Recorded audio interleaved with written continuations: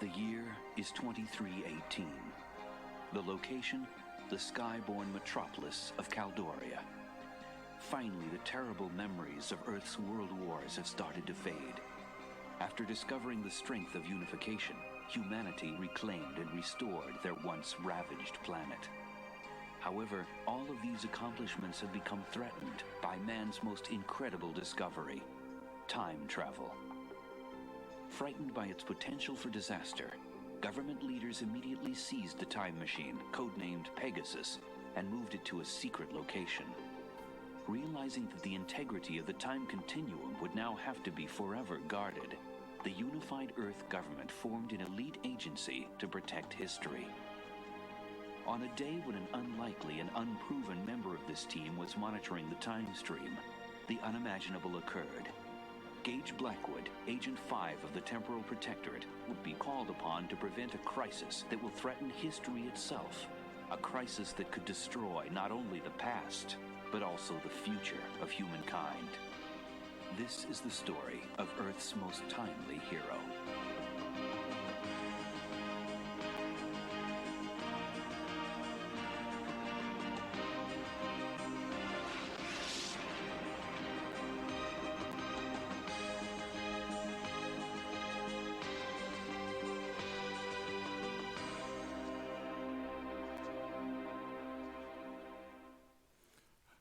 Hello and welcome back. I did some more audio adjustments, turned the noise suppression off on my mic, so you should be able to hear me better without being distorted.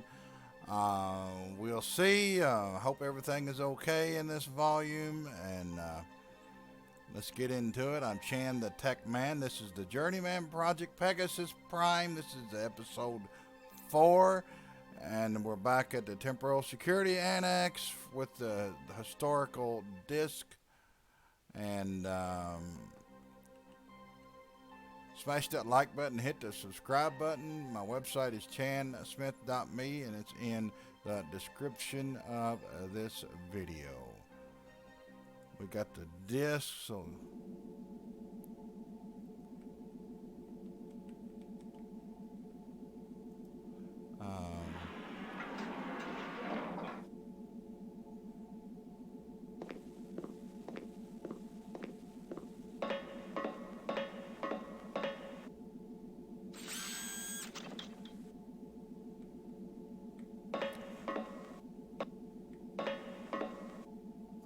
if I have to, I can restart this.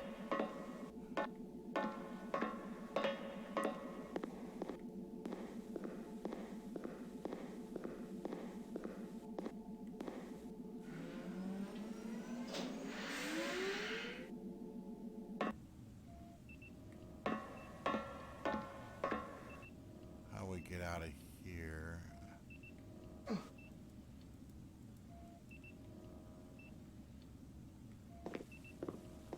Okay, there it is. Daggone it. I think we want to go... I guess we have to go this way.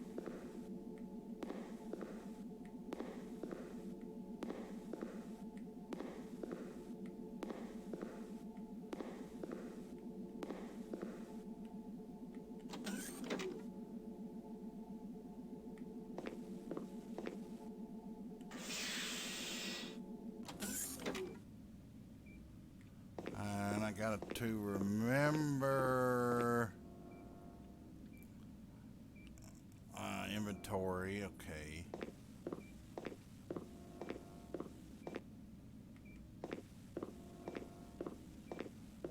That's not what I want to do.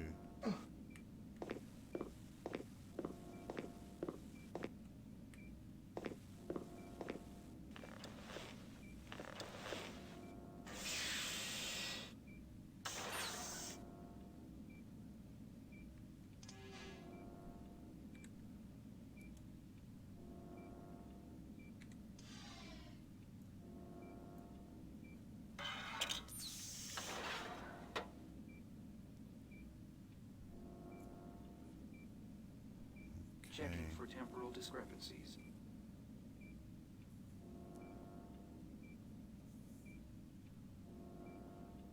Uh, 2112, NORAD Defense Complex, Mid-Atlantic, Reconnaissance,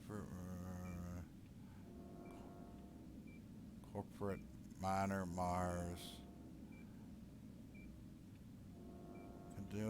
Metropolis in North America, World Site, Sydney, Australia. Okay, what do we do now?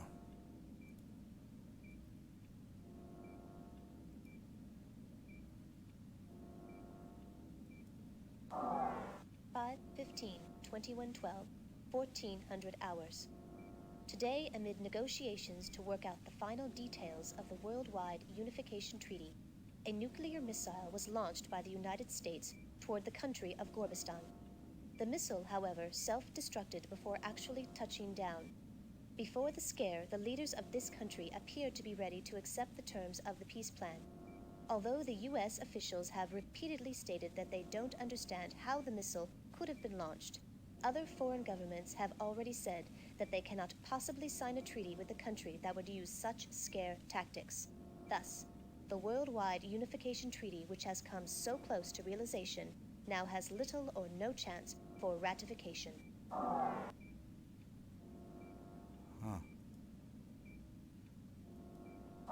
May 15, 2112. The government of Gorbistan appears ready to agree to the terms of the Worldwide Unification Treaty being set forth by the United Nations. However, at least one terrorist faction disagrees with the terms of the plan and has expressed this disagreement by taking hostages. Nevertheless, it appears that the Worldwide Unification Treaty will be signed by Gorbistan and all other nations of the world.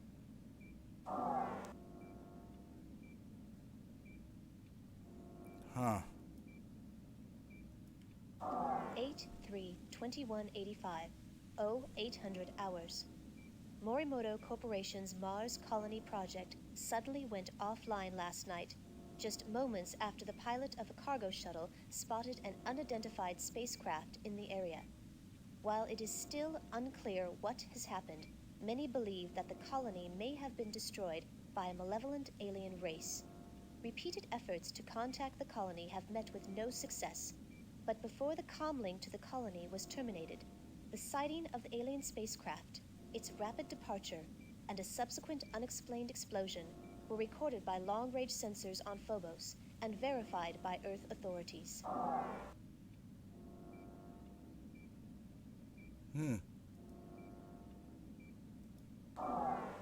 August 3rd, 2185. Early today, the pilot of a cargo shuttle approaching the Morimoto Mars colony spotted an unidentified spacecraft in orbit over the colony. The sighting was verified by landing bay scanners and immediately reported to Earth. Soon after, the ship sped off towards the outer reaches of the solar system. This first governmentally verified encounter with an alien race has already prompted the leaders of the world to start emergency closed-door meetings to discuss the implications of this monumental event.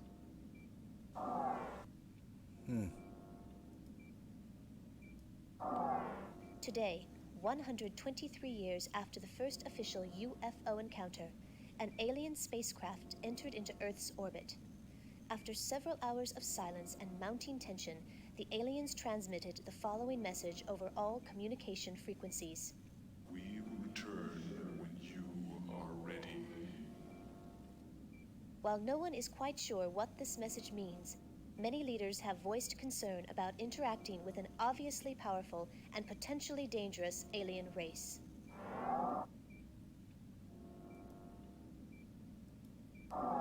More than a century after the first confirmed sighting of a UFO, aliens have finally made contact with Earth. Early this morning, a huge triangular-shaped vehicle entered into Earth's orbit. After 3 hours, the spacecraft came through the atmosphere and hovered over Caldoria. Moments later, the following message was transmitted over all communication frequencies. We are the Sororians. Please do not be alarmed.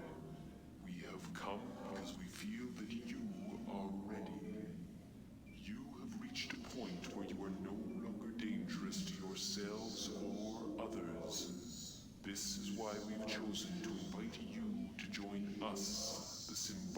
gathering of peaceful beings. We are an alliance of sentient beings whose objective is to benefit from the sharing of knowledge and culture. We know that it will take some time to fully comprehend the significance of this encounter, so we will give you the opportunity to deliberate our proposal. On this same day, 10 years from now, a Sorolan delegate will visit you to extend a formal invitation to join the Symbiotry.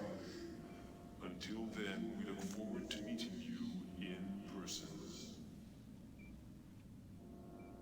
And as suddenly as they had appeared, the Sorolans departed, leaving Earth to ponder the implications of their existence and their incredible proposal.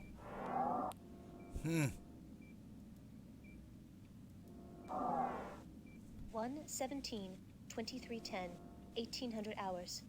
Dr. Enrique Castillo, a well-known biologist and advocate for establishing alien relations, was murdered earlier today. During his speech at the Symposium on Alien Contact in New Sydney, Australia, Castillo was speaking on stage at the World Science Center when the single shot from an unknown assailant was fired. He was later pronounced dead on arrival at the Darling Harbour Medical Complex.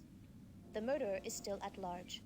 Dr. Castillo was the most outspoken at the debates and firmly believed that contact with alien races would be beneficial to humanity. Although his views were not mainstream, Dr. Castillo's contributions to the pro-alien movement will be greatly missed. Okay, that's the last video. January 17th, 2310. The Symposium on Alien Contact began today at the World Science Center in New Sydney, Australia. The debate centered around whether humans are ready for interaction with alien races.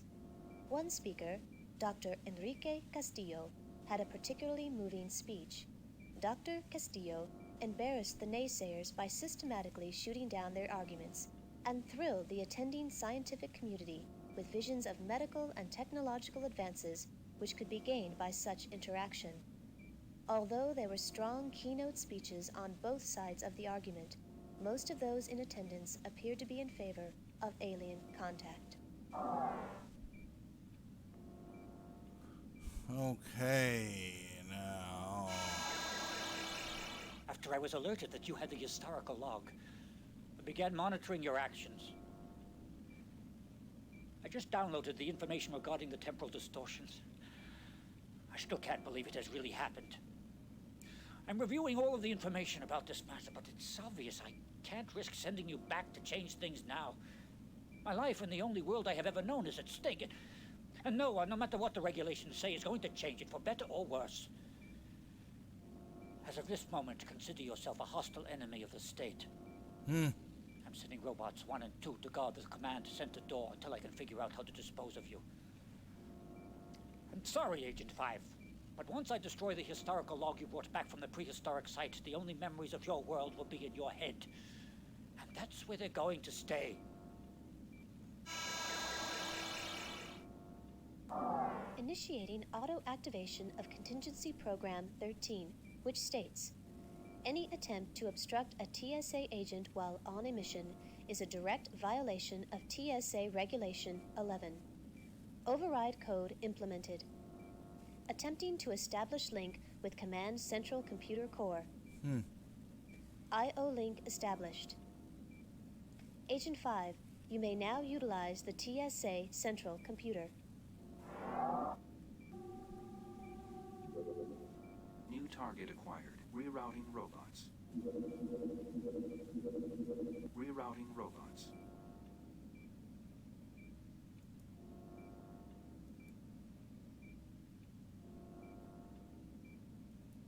Move New them over target here. acquired. Rerouting robots.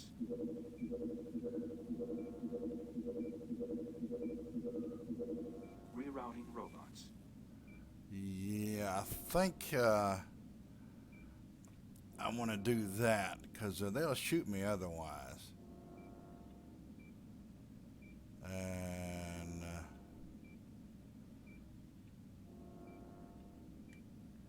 let's see if we can get out of here. I think that's going to be okay. And then go to the ready room.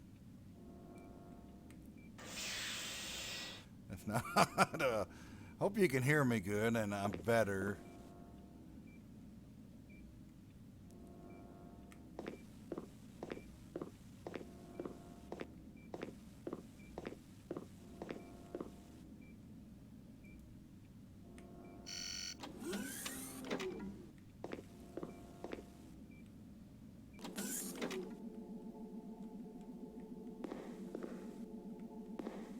As long as I don't go to the main entrance, I'm okay. I hope.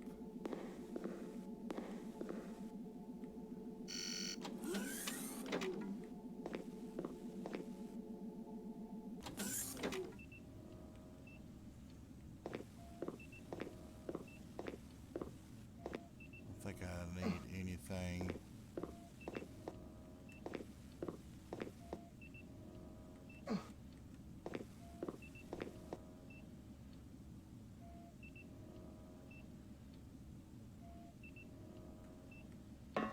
I think that's all I need.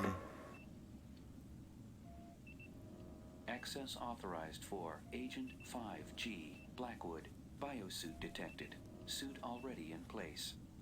Please keep hands inside turbolift.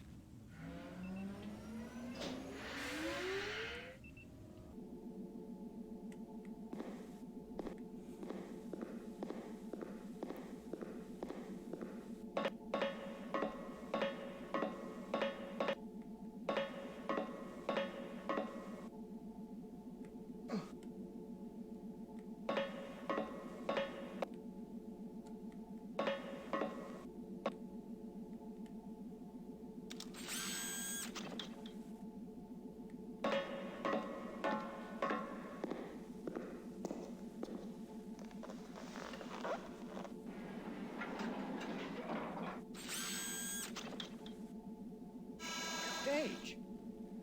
Wait! Let's talk this over. I'm sure we can figure something out. I will give you anything. According to TSA Regulation 11, all communication and data links to the outside must be severed to prevent possible obstructions from hindering the completion of the mission. Now proceeding with the I/O isolation procedures.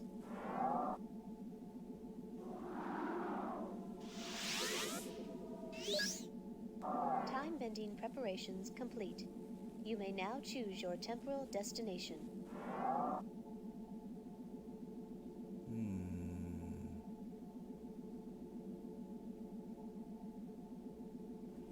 Da, da, da.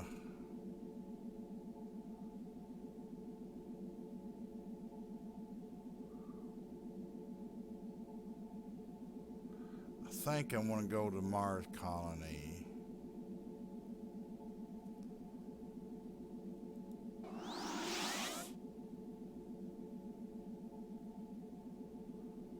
And jump there, and we'll end this episode. You are about to travel to the Morimoto Mars colony during the year 2185.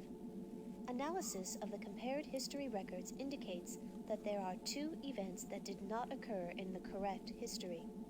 The Morimoto colony should not have been destroyed, and the alien ship orbiting Mars should have been able to leave undamaged. You must ensure that these events unfold properly in order to restore the correct order of events.